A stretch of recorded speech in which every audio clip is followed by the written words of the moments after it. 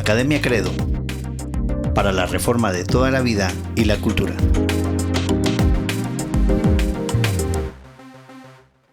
Hola, ¿qué tal? ¿Cómo están? Qué gusto saludarlos a todos nuevamente. Bienvenidos a otro podcast de Academia Credo para la reforma de toda la vida y la cultura. Hemos estado en el último podcast desarrollando un poquito acerca del tema de religión, ¿no? Estudiamos un poquito acerca del libro de Hechos, el capítulo 17, versículo 22. Y recuérdense que la idea o el propósito de esta serie, Pensando con Claridad en un Mundo Torcido, es que aprendamos a pensar bíblicamente. Así es. Puntos de partida de nuestra argumentación, eso es lo que nos interesa en este podcast, en esta serie, para que nosotros tengamos una buena base para nuestra argumentación.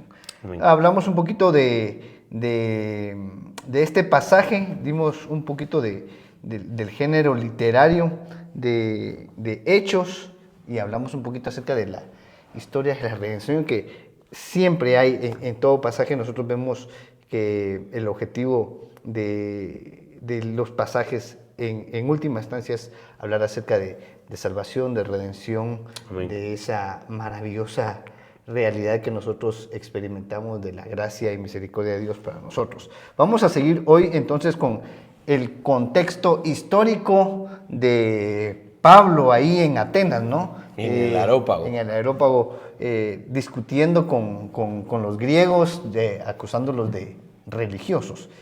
Terminamos en la última ocasión nosotros aquí argumentando que al final todo hombre es religioso por naturaleza. La religión es inherente al ser humano y que nosotros como cristianos tenemos la certeza, la confianza, la seguridad que estamos en la verdadera, única y verdadera religión, el cristianismo.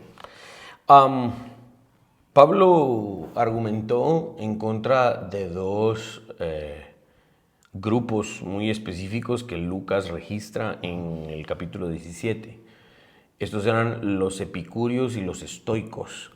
De hecho, hoy en día el estoicismo sigue siendo una corriente bastante popular, de verdad, en medio de muchas personas. He platicado con personas que dicen, sí, mira, ahí es donde deberíamos ser un poco estoicos y esto y lo otro. Hay videos que de repente aparecen aquí mismo en YouTube y todo, en estas redes sociales acerca del estoicismo y los diferentes exponentes del mismo, porque pareciera en primera instancia ser una corriente de pensamiento muy que tiende mucho a la disciplina, ¿verdad? Al dominio del ser y de las circunstancias y esto y lo otro. Interesante, y vamos a ver dónde nacen y todo esto. Creo que esto es bien importante porque Pablo no era ignorante de sus oponentes en este momento. Y eso es algo que debemos hacer. El epicureísmo, los epicúreos, surgieron en Grecia aproximadamente en el 341 a.C.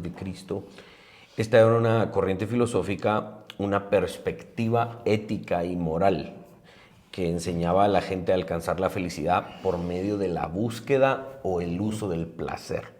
¿Sí? Los epicúreos tal vez relacionen en su mente epicureísmo y placer. Epicureísmo y placer. Ellos generalmente iban a proclamar esto. Es decir, para el epicúreo, lo bueno era aquello que generaba placer y al mismo tiempo la ausencia de todo dolor. Lo malo era lo contrario a esto. ¿Sí? Para ellos lo bueno era el placer, lo malo era el dolor. En respuesta a esto, aproximadamente unos 40 años después del inicio de las enseñanzas del epicureísmo, nace una contraparte denominada estoicismo. El estoicismo era una filosofía que enseñaba a la gente a alcanzar la felicidad por medio del dolor, por medio de la carencia de los bienes materiales. Es decir, para el estoicismo, lo bueno era la ausencia de placer y el aumento del dolor y la dificultad. Lo malo era lo contrario a esto. Entonces, digamos que mucho del estoicismo que hoy se predica está un tanto alejado de esto. Ya es diría yo, una variante de lo que originalmente el estoicismo era. queremos llevarlos en este cuadro comparativo de corrientes filosóficas, éticas y morales. Esto es contra lo que Pablo está argumentando. Entonces, vean que acá Pablo está argumentando en contra de otras religiones. Por eso Pablo les llama religiosos, porque estas eran religiones. Ok, ¿y en dónde estaban? En el Areópago. El Areópago, vamos a hablar un poquito más adelante de esto, pero el Areópago era un escenario político. Para que vean cómo la religión siempre ha estado íntimamente ligada al asunto político. Siempre. Y el contexto de Hechos 17 no es una excepción. Esto es lo que está sucediendo acá. En medio de estas corrientes filosóficas, éticas y morales, aparece este opositor llamado Pablo a debatir en contra de estos sistemas de pensamiento. Cuando estas doctrinas ya estaban enraizadas en la cultura greco-romana, es decir, ya tenían aproximadamente unos 300 años de ser la práctica normal en Grecia, en los ciudadanos greco-romanos, aparece esta tercera, si lo quieren ver así, esta tercera doctrina que se contrapone a ambas, y esta es la doctrina cristiana. Esto es lo que Pablo va a proclamar, el cristianismo. Uno de los escritores más importantes del cristianismo es obviamente el apóstol Pablo, quien es el que presenta esta opción en el debate, ¿sí? El cristianismo, causando un impacto tanto en la escuela de Alejandría como en la escuela de Antioquía, pues fue en Antioquía donde primero se les llamó cristianos, se les llamó primero como en son de burla, ¿no? Sí, era un apodo, ¿no? Es como Pablo aparece, ¿no? Como uno de los filósofos cristianos, dándose a respetar no por su palabrería, porque esta fue una de las cosas por las cuales le abucharon a Pablo al final, ¿no? Sino que Pablo aparece acá con el poder de su mensaje, con el poder del evangelio. Pablo aparece en Atenas y debate con los filósofos epicúreos y estoicos.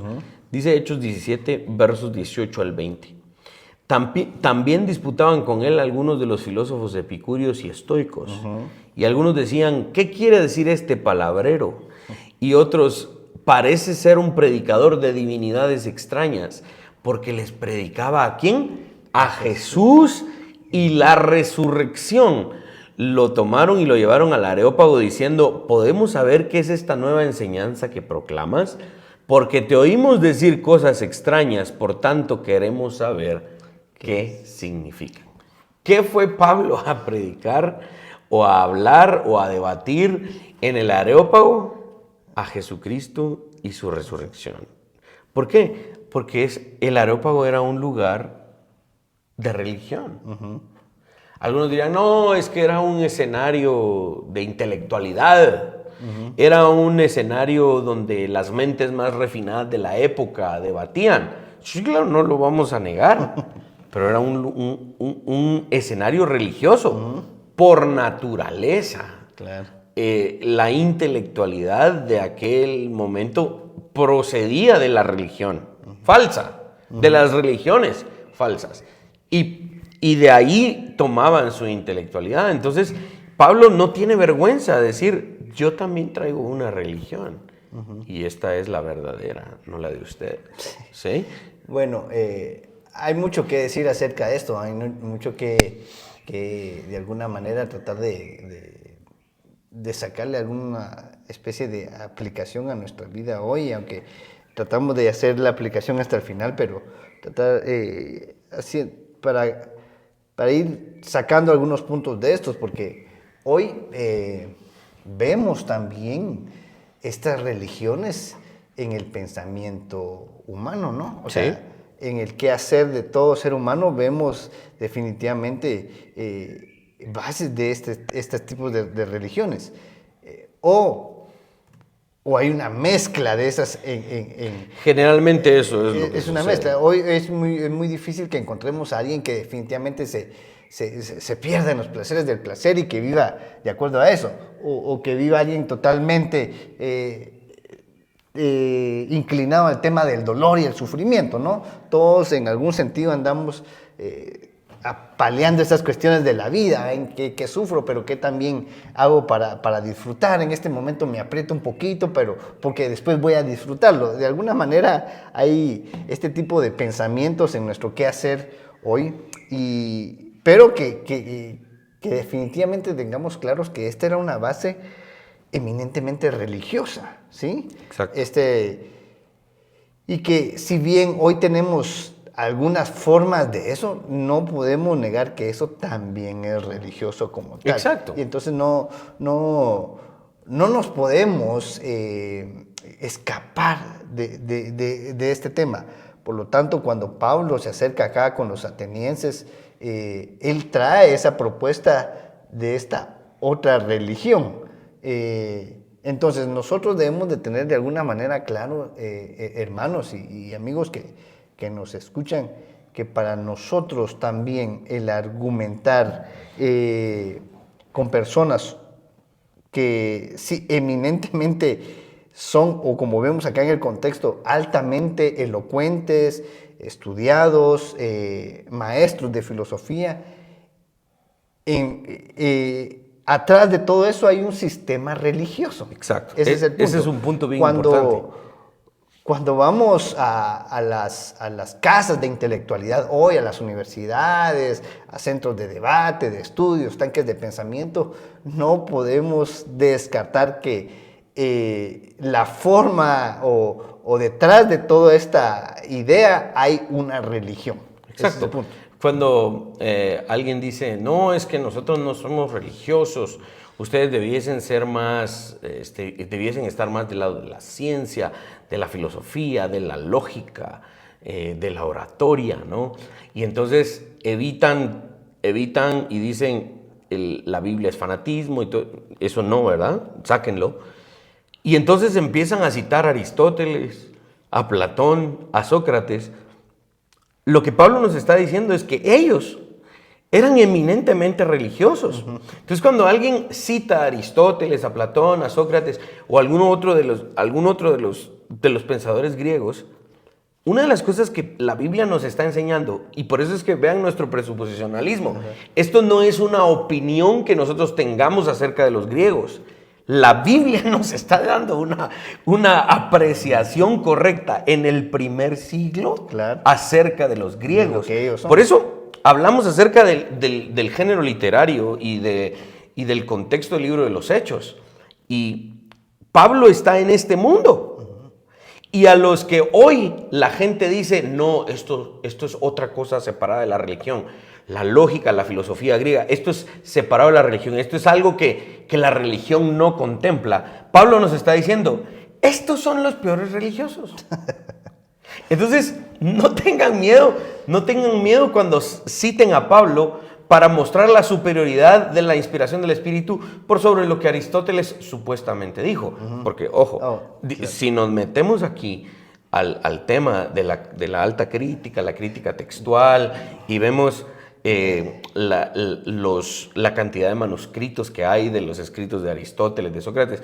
Aquí sí podríamos traer evidencia, ¿no? Aquí podríamos, o sea, miren, de verdad, llévalas de perder todo el pensamiento griego. O sea, yo no soy ni muy conocedor, o sea, obviamente conozco las cuestiones muy sencillas y básicas de la alta crítica, no me considero un experto en el tema, pero como toda persona que se ha preparado en seminario y todo lo más, hemos tenido por lo menos una introducción al tema de la alta crítica, de la crítica textual, la baja crítica y todo lo demás. La cantidad de manuscritos que se supone provienen de la mano de Aristóteles o de Sócrates, y la cantidad de años que hay entre supuestamente cuando existió Aristóteles y los manuscritos más antiguos, son 900 años o más. Pero la Biblia no es confiable porque es un libro de fantasía, etc. Si nos fuéramos por la ruta de la alta crítica, obviamente la Biblia siempre va a tener también supremacía en ese aspecto. Entonces, ni siquiera nos metamos más ahí. Claro. Pero el punto es, la Biblia nos está diciendo el pensamiento griego era altamente religioso.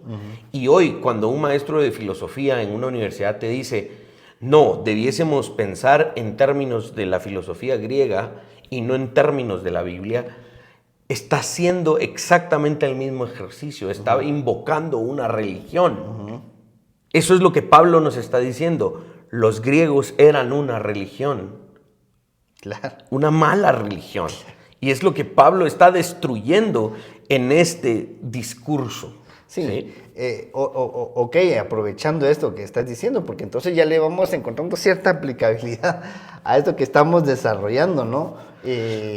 Otra vez, las altas casas de estudios, de elocuencia, de estudio, ¿no? Académicas, debemos de tener claro que son eminentemente religiosas. Ahora, sí. Ojo, no estamos aquí argumentando a que el cristiano no estudie asuntos de lógica, no estamos argumentando que un cristiano no estudie cuestiones de historia, al contrario, estamos en algún sentido, creo que, no sé, no es la palabra promover, pero sí no negamos que el cristiano debe estudiar, debe analizar cuestiones de lógica, cuestiones de ciencia, cuestiones de matemáticas, cuestiones de química, por supuesto, el cristiano debe hacer todo eso, pero debe entender que la base y el fundamento para todo su razonamiento posterior, la base es eminentemente religioso. Así es, así es.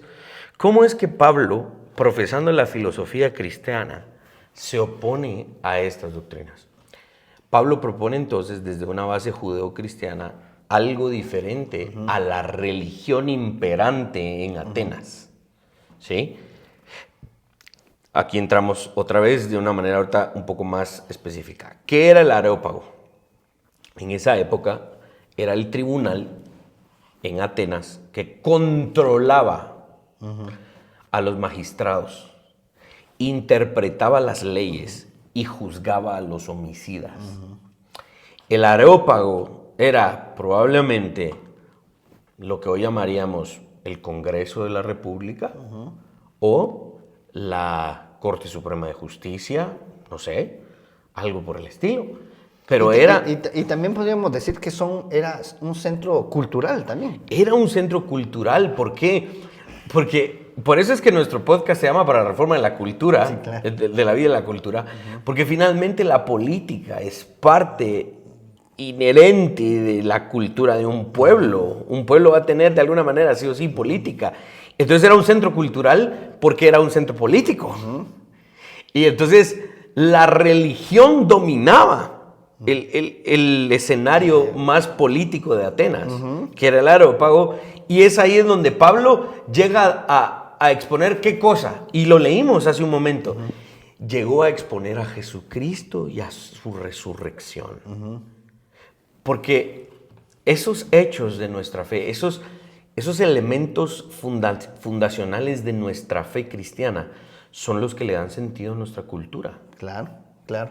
Entonces, Pablo no tuvo temor alguno de llegar y decir, la religión que yo profeso es la de este Jesucristo y a este resucitado. Y este Jesucristo y su resurrección le da sentido a mi cultura como cristiano, como creyente. Y llegó Pablo. ¿A qué llegó Pablo? Pablo llegó a retar la religión y la cultura griega. O sea, Pablo llegó y todavía no nos metamos porque todavía no hemos llegado a eso. Cuando Pablo utiliza los mismos poetas y pensadores del sistema griego en contra del sistema griego. Claro. ¿Sí? Sí, a mí me gustaría llamar la atención porque cuando te digo que era centro cultural artístico, ¿no? Por supuesto, aquí había parte de arte también y de muchas cuestiones. Y vemos que el fondo, el trasfondo de todo esto es religioso, eminentemente religioso. Es inescapable otra vez el tema religioso en todas las esferas del quehacer humano. Y cuando hablamos de Así economía, hay religión atrás. Cuando hablamos de arte, hay religión atrás. Por eso, haciendo esto contextual, no sé si alguien va a ver este podcast dentro de 20 años, no sé si va a entender lo que vamos a estar diciendo, pero, o dentro de unos 10 años o en algún otro país, no sé si va a ser contextual, pero acaba de suceder algo acá en Guatemala, en un famoso concurso donde a una chica cristiana se le pide que no concurse en un... Que no cante algo cristiano en un evento de concurso de canto que se supone que es secular.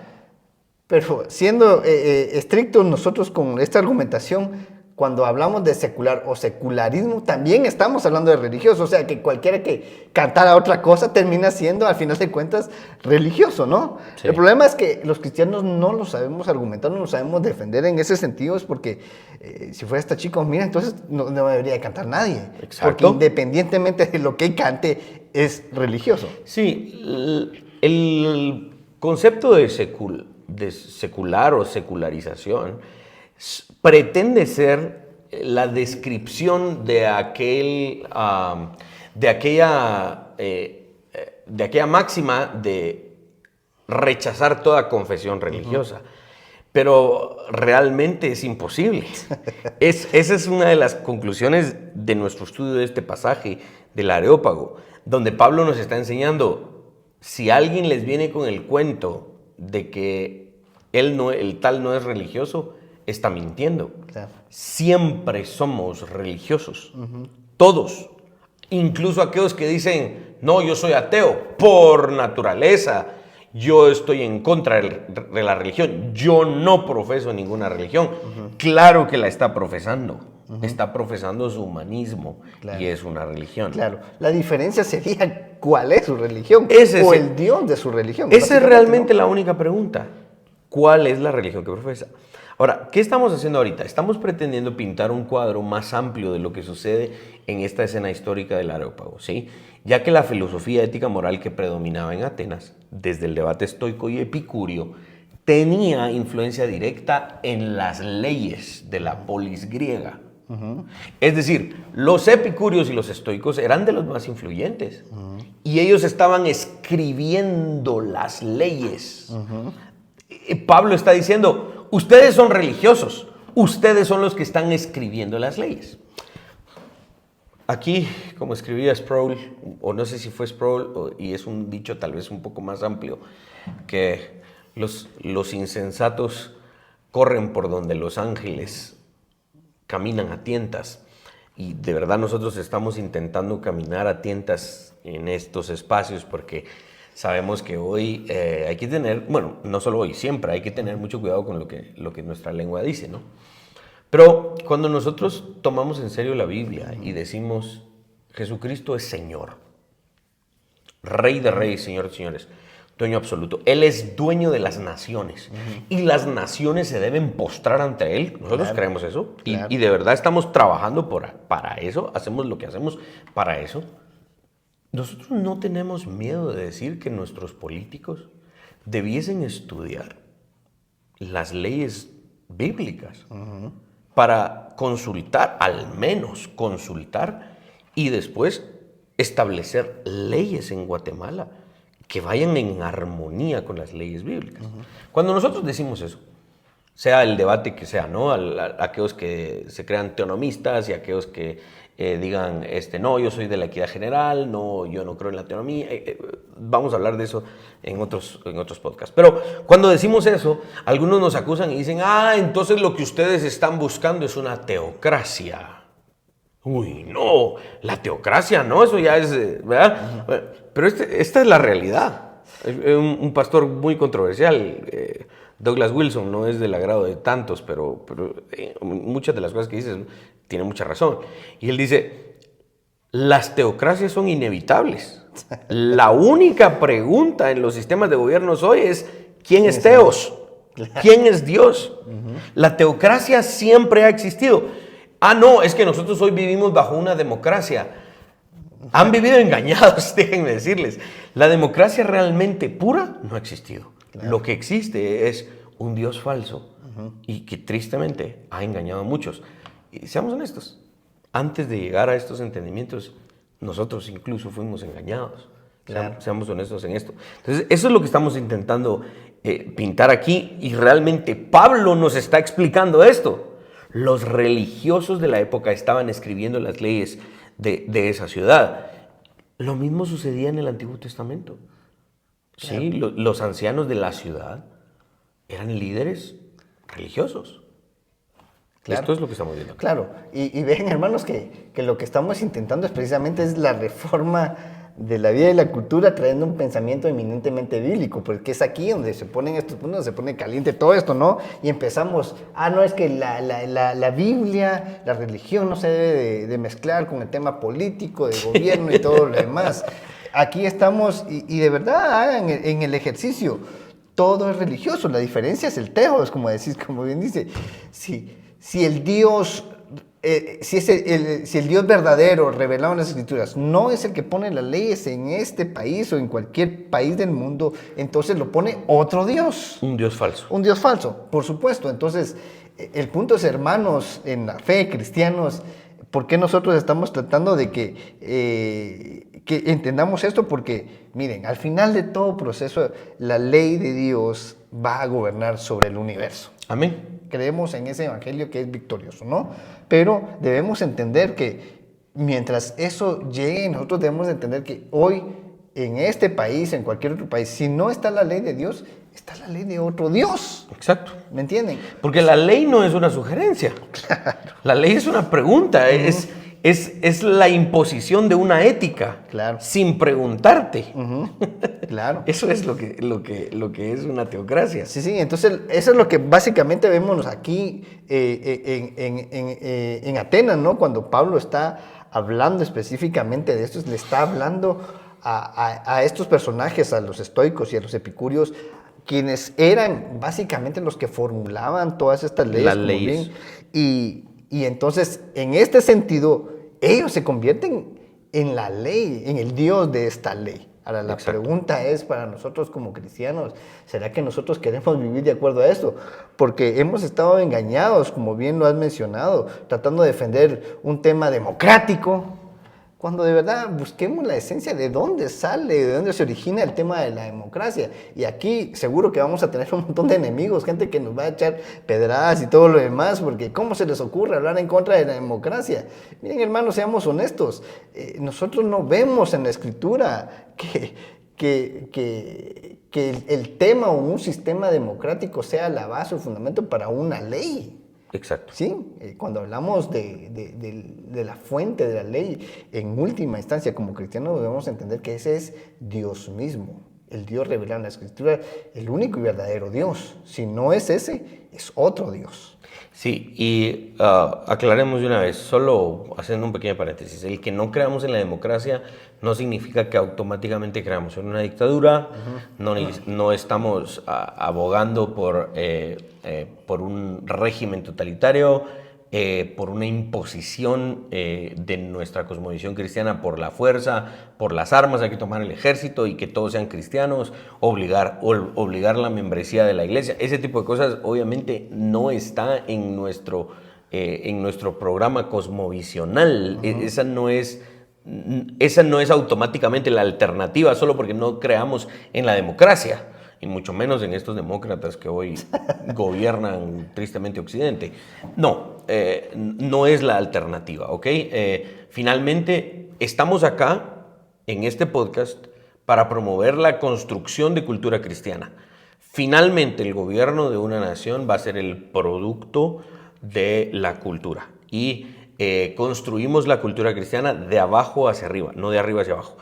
Iniciamos por la evangelización. Nuestra siempre propuesta y nuestra acción primordial siempre es la evangelización. Es la evangelización de individuos, el discipulado de individuos, el discipulado de familias, la transformación de hogares, la transformación de negocios, de las artes, de las diferentes áreas de la sociedad para construir cultura cristiana, ¿sí? Que finalmente sí vamos a abogar por un gobierno limitado, por un gobierno pequeño, específicamente dedicado a funciones de justicia, etcétera, etcétera. Todas esas cosas pues las vamos a tratar en podcasts posteriores. Pero el punto que estamos hablando acá es que finalmente la forma en la que hoy se gobiernan nuestras ciudades, nuestras naciones, son formas que provienen de alguna religión.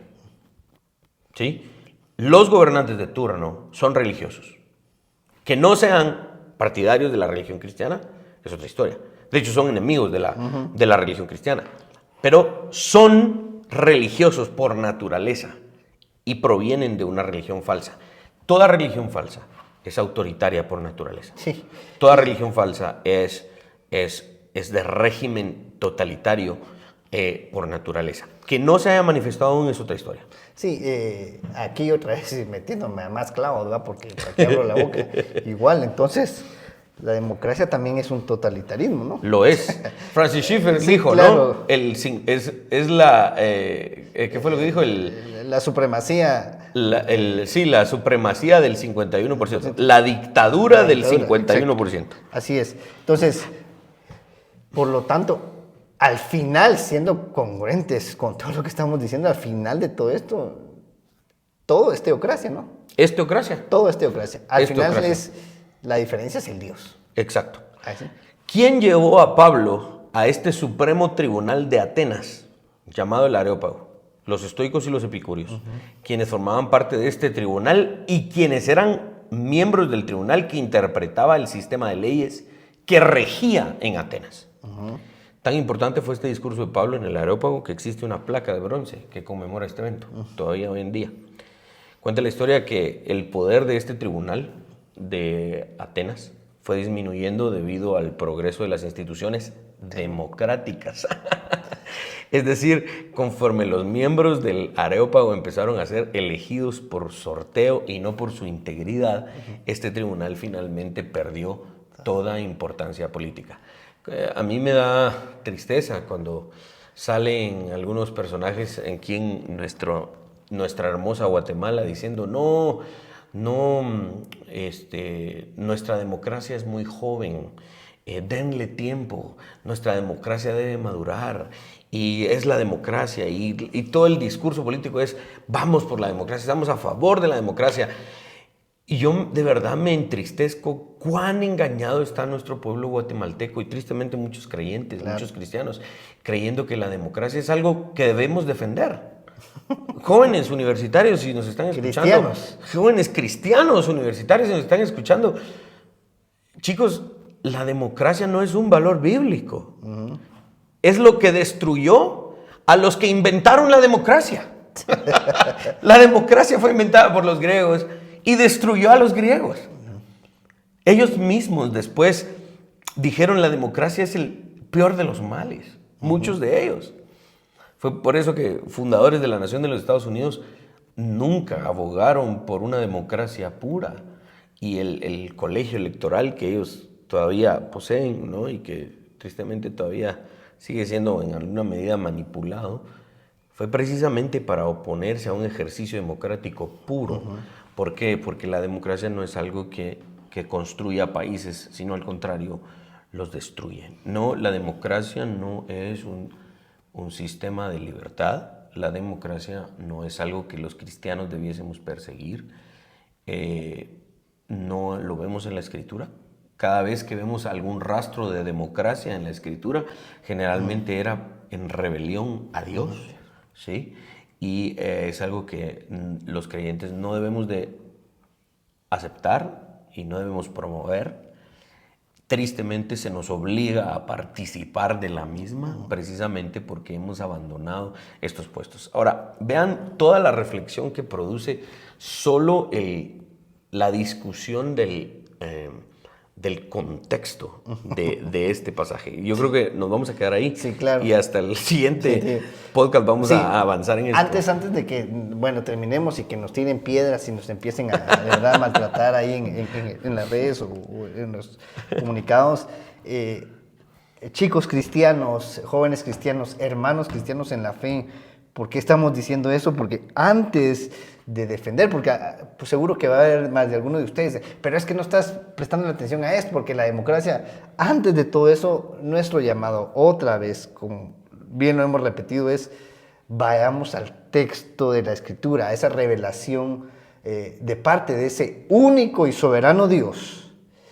Es a partir de ahí que argumentamos esto. Si alguno de ustedes quiere anteponer a la Escritura otra idea humana porque alguien más dijo, porque yo le pediría, tenga cuidado, porque si no ponemos a Cristo y su revelación como el fundamento de todo lo que pensamos, decimos, actuamos, y vamos a respetar las ideas de un ser humano, estamos haciendo algo pecaminoso. Sí. Tengamos cuidado, estamos obedeciendo las leyes de otro Dios y no este Dios en el que nosotros estamos tratando de predicar en estos podcasts. Que Dios les bendiga, hasta una próxima. Esperamos que les esté siendo de edificación todo esto y seguro que lo va a seguir siendo. Bendiciones a todos. Suscríbete y comparte. Reformemos juntos toda la vida y la cultura.